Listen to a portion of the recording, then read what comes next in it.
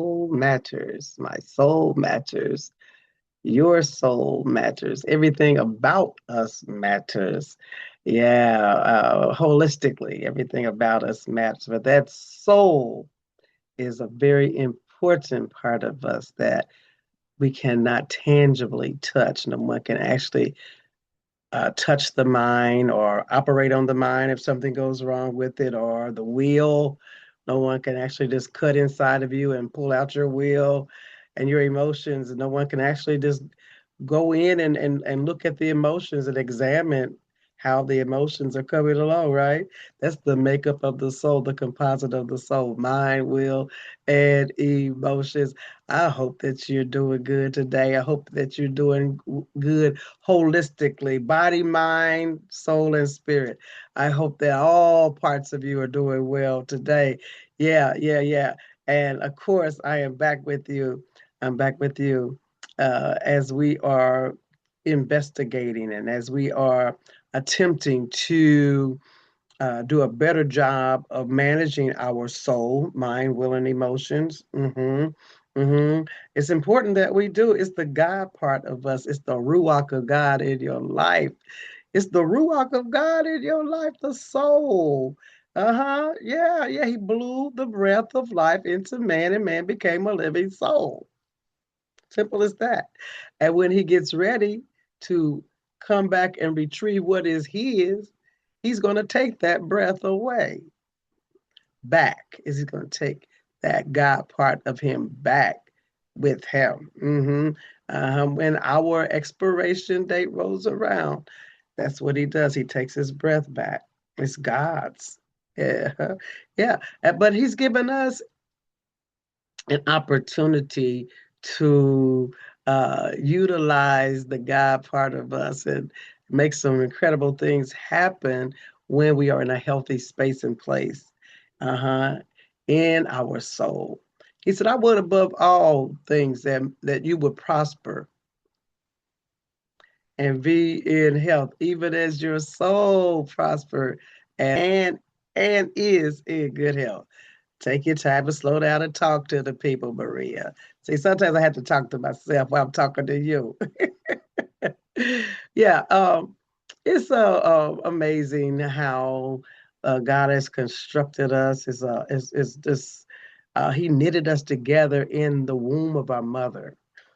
Wow, He knitted us together.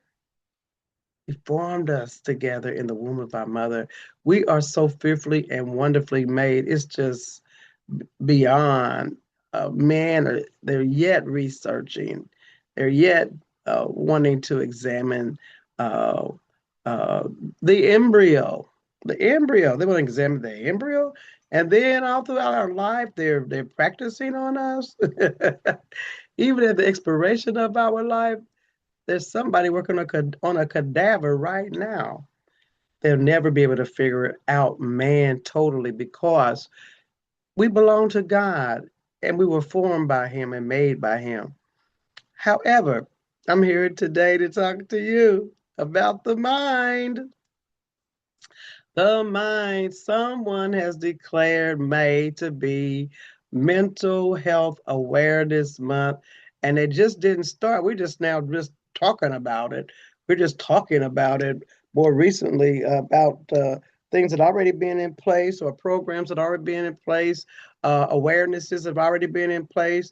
Yeah, initiatives have already been in place, and somehow or another they're just now coming back up. They're rotating back around and they're coming back to the top of our feed.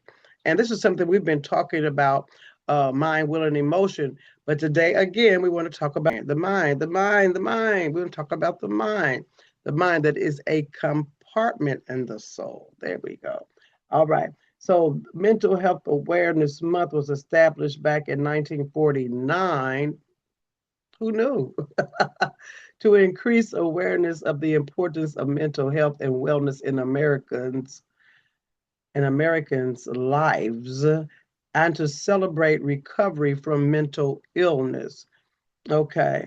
So, and the Substance Abuse and Mental Health Service Administration, which is a government agency, has put this to the forefront and they are recognizing this. Okay, this month as being Mental Health Awareness Month.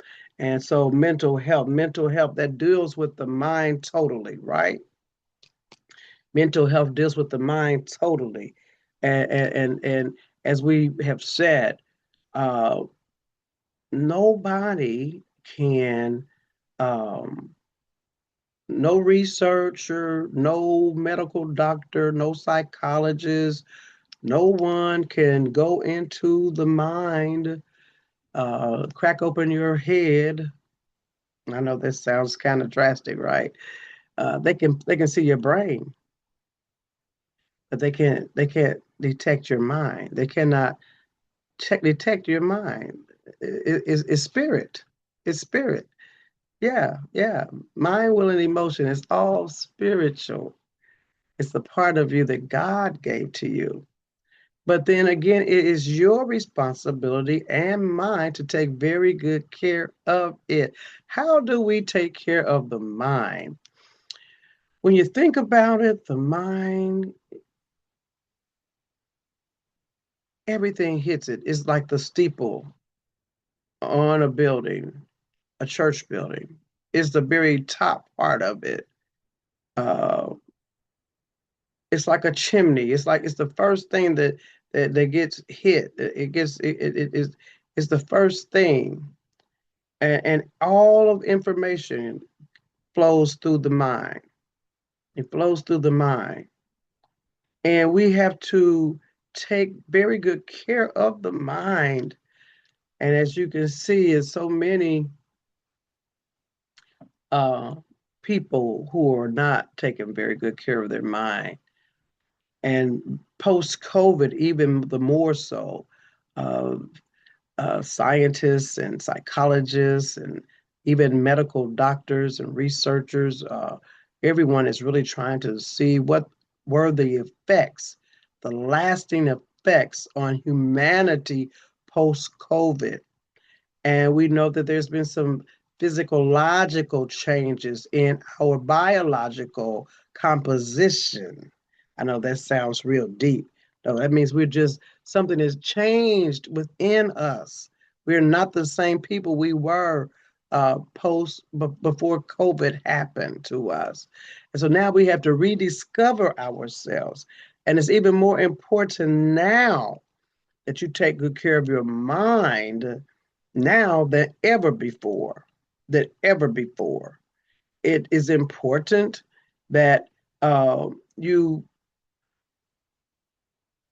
don't overwhelm yourself with information that's being thrown at us in abundance. All kind of information is thrown at us, and that mind also becomes a filter for information. It's going to come to your mind. You have to have clarity of thought. You have to be able to think clearly in order to make good decisions. Yes, yes, and yes. And we have to be careful of our thought patterns. What are we allowing to come into our minds and to linger?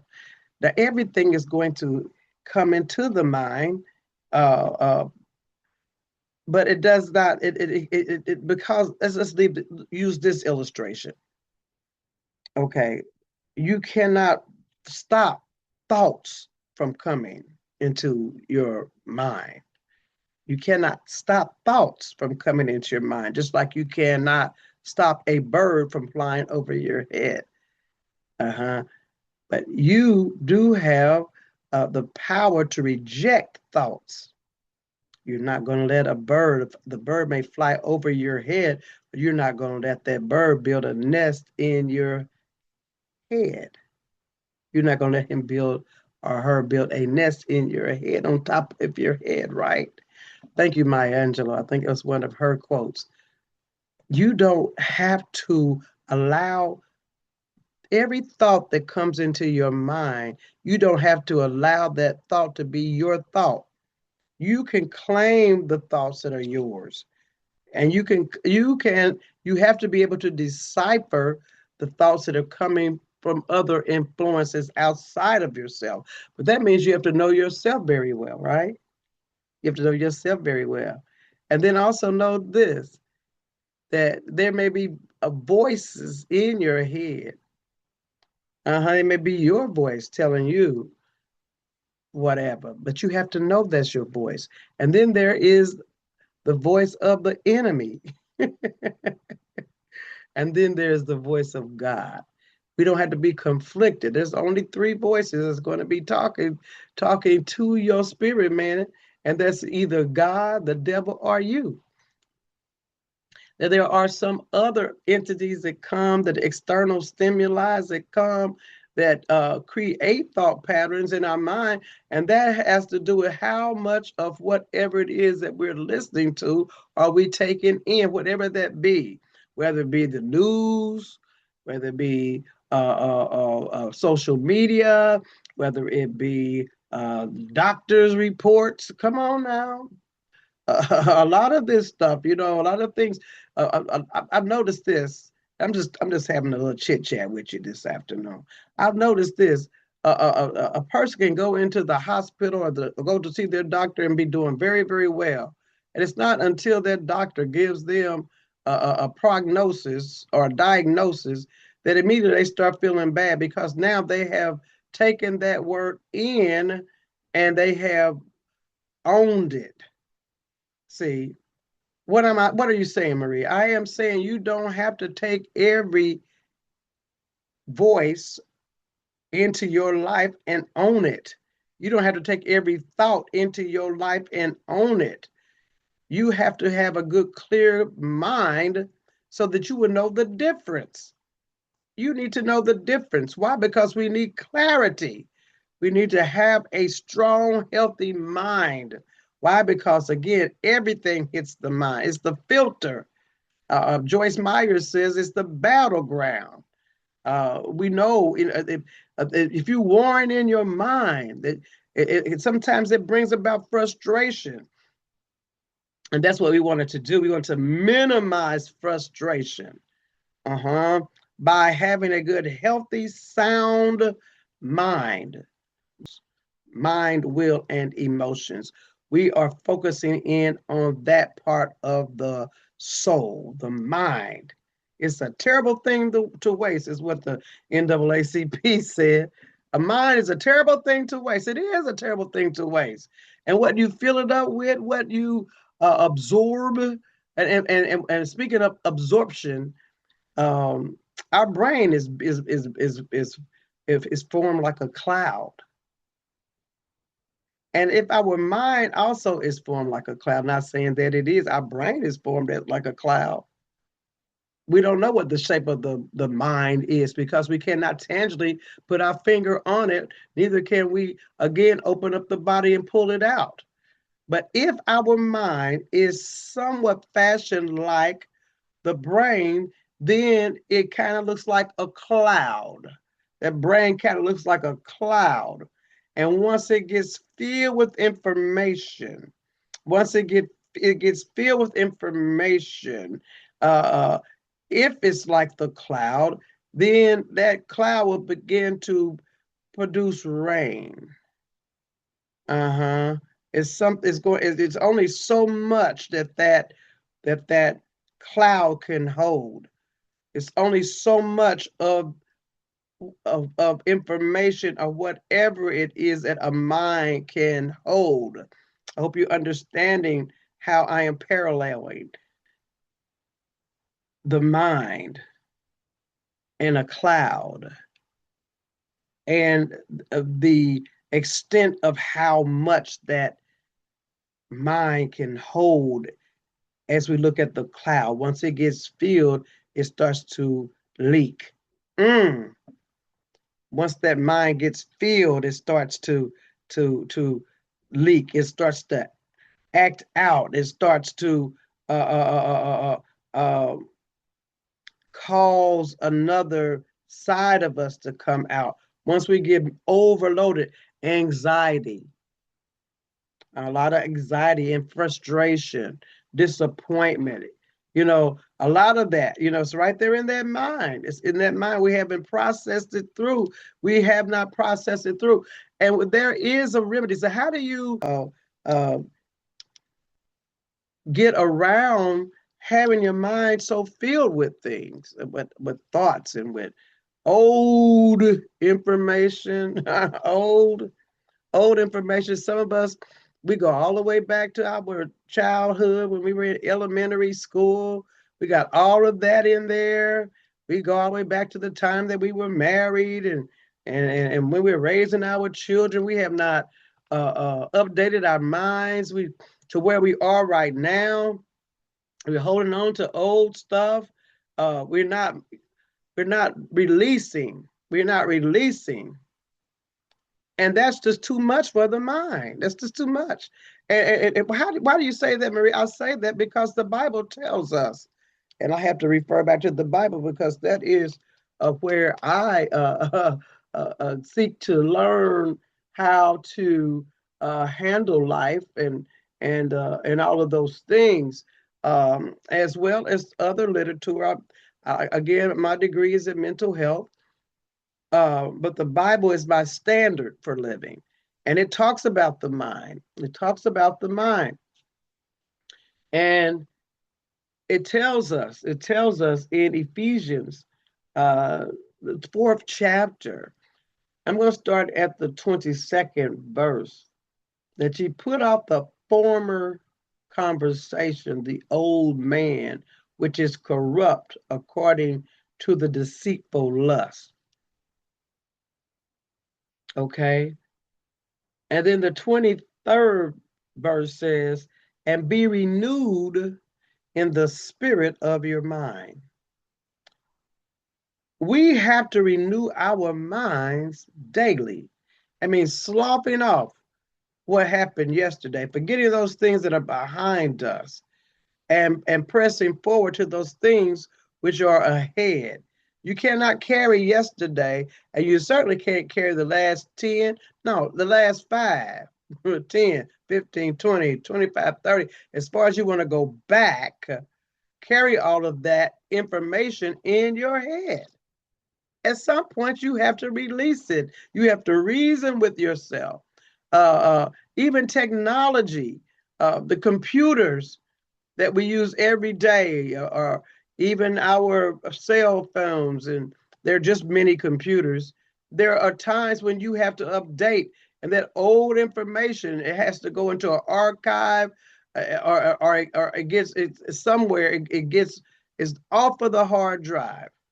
It's off of the hard drive, and it's put somewhere, so that your computer system will work, will speed up. It will work at an optimum level of speed, and you have to wait all day for it to upload and all those things. You got to go even into those temp files, and some of those thoughts and things that we are carrying around, they were only meant to be in the temp file, but we have taken them on and on and on. Even our emails. My God. See where I'm going with this? How I'm correlating, how you have to renew your mind daily. You have to do it daily. Why? Because we're in such a fast-paced world. We're in a fast-paced world. Those phones cell phones that were iPhone 7 and 8s, they don't even support those phones anymore. You had to change. You had to upgrade. You had to upgrade. And that's what I'm saying. Your mind is not able to support all that information. At some point, you have to upgrade. If it was that important to you, put it in a book. Get it out of your mind. Stop rehearsing the same old stuff over and over again. The days of the Jerry curl and the platform shoes and the psychedelic clothes is over. But some of us, we are still there. We're still back there with the Jerry curls. Come on. It's only a few people that wear Jerry curls nowadays. My goodness. My goodness. Listen. That mind has to be refreshed, has to be renewed, just like the body. When you lay it down to sleep, pray the Lord my soul to keep. If I should die before I wake up, pray the Lord my soul to take. Yeah, before you lay down, that was the prayer that we were taught as children. before we got into bed. That was our nightly prayer. And I found out that that is in Psalms, the fourth chapter. Really, I think the very last verse of it is exactly it brings that old prayer back.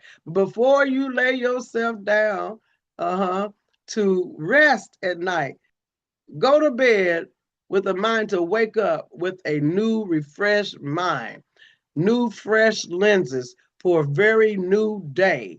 For this is the day that the Lord has made, and we're rejoicing and we're glad in it. We're glad about it.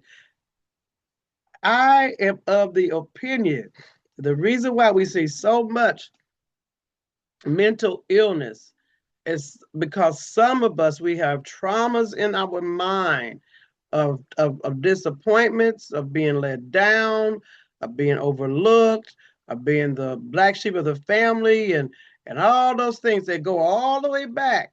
If we have not been doing the hard work, listen to me.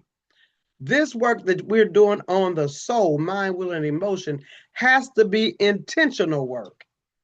You have to, when your thinking is stinking, stinking thinking. It stinks. When it's thinking. And you have to catch that thought. And the main reason why you have to catch that thought in the mind, especially when you know it's not you, when you know that's not you, because evil things will come to the mind. You have to catch it and cast that thing down before it goes into the heart. Because what we allow to go into the heart, and that's the reason why the enemy keeps hitting us. He just keeps hitting us with some of the same old thoughts that we have not reckoned with. We have not identified this thought to be a thought that does not serve our best interests. And we just let that thought linger. And the longer you let a thought linger in your mind, the more apt it is to become, the more apt it is to get into the heart. That's what I'm wanting to say. More apt to get into the heart, and then you have a hard time, not carrying that thing out. That's why you want to really stop thoughts that don't mean you any good. Stop those thoughts, and you're able to cast it out of your mind. For the weapons of our warfare are not carnal, but they're mighty through God to pulling down strongholds, to bringing into captivity every high thing, every high thing, every imagination, and every thought that does not line up with God. We can cast those thoughts down. You get it in the mind, thoughts and imaginations, before it gets into the heart. Because once it gets into the heart, you're more likely then to carry those things out.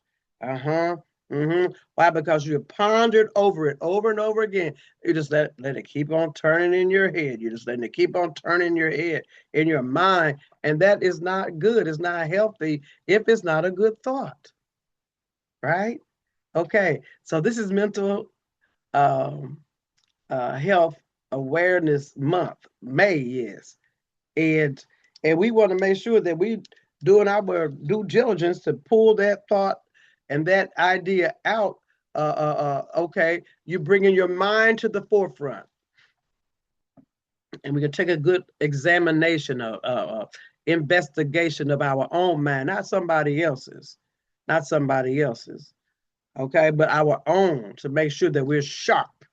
We want to be able to respond. We want to have rapid recall. We want to have long-term memory, short-term memory. But if you got all of that stuff in your mind and you go all the way back to the last time your mama gave you a whooping, you still remember that? I don't remember the last time my mother got a hold of me. I really can't. I just cannot remember it. Why are you holding on to that? Was it that devastating? When are you going to let it go? You're going to still be talking about that? Come on. How long are you going to keep talking about that? You have other things to do. Come on now. All right? And we need the Lord to help us. We need the Lord to help us in our mind. We need him to wash our mind. We need him to wash our mind with the blood of Jesus and to cleanse out all darkness, all thoughts that are contrary to his will and to our will, because we have a will. His will, we submit to his will. When our will doesn't line up with his will, we submit to his will, the greater will and destiny for our lives. We want to be able to shut the doors that need to be shut, whether it's spiritual or natural, to open the doors that need to be opened, whether spiritual or natural. We need clarity of vision, clarity of sight, clarity of thought, clarity of mind, clarity of knowing, and the hearing of the voice of the Lord over everything else, over every other voice. All right? And there's a lot of talking going on. There's a lot of talking going on. It's going right into our ear gates. We have to protect our ear gates. And some of the things that we're hearing, because we are not taking advantage of the fact that we need to renew our minds, renew our position, mm-hmm, renew our thought patterns, because we're yet dealing with a post-pandemic mind, and we're yet learning. The ground has been level for every man. Mm-hmm. How we rise up post-pandemically is up to us. Do we want to be healthy, or do we just want to exist? Do we want to have agency over our soul? Well, certainly God gave you the authority over your own soul, mind, will, and emotions. We can choose to let someone else run it for us, but why do that when he made you so fearfully and wonderfully? Okay. All right. So we are looking at the mind. We're looking at the mind. And this month is Mental Health Awareness Month, the month of May. And we are a little bit past the halfway mark. I just wanted to come in and just bring this up so that we can make sure that we're getting out of this month, and that we are actually doing an introspection. We're looking at our own self and how we are showing up in the world. How are we showing up in the world? Are we showing up strong, or are we showing up weak? Are we showing up as powerful or powerless? How are we showing up? And it's so important that you know how you're showing up in the world. How do you want to be perceived? All of those things matter in this day and time. Do you want to be taken seriously? Well, not all the time. You got to have a light side to you, a light side about you. About the same token, you definitely want to show up well in your mind. I tell you, it was very disturbing for me.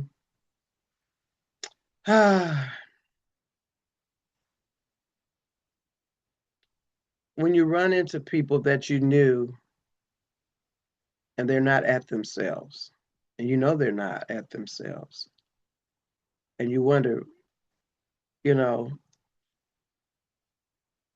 you just wonder. But how about you, and how about me? Taking priority, taking really good care of our soul, huh? Renewing our mind daily,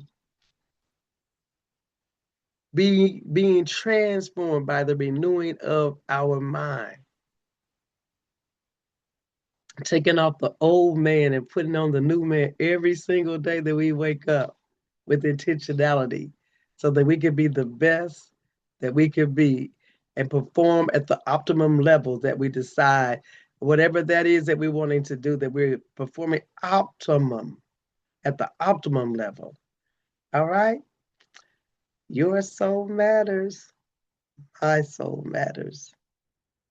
Until next time, my sisters and brothers, just take care.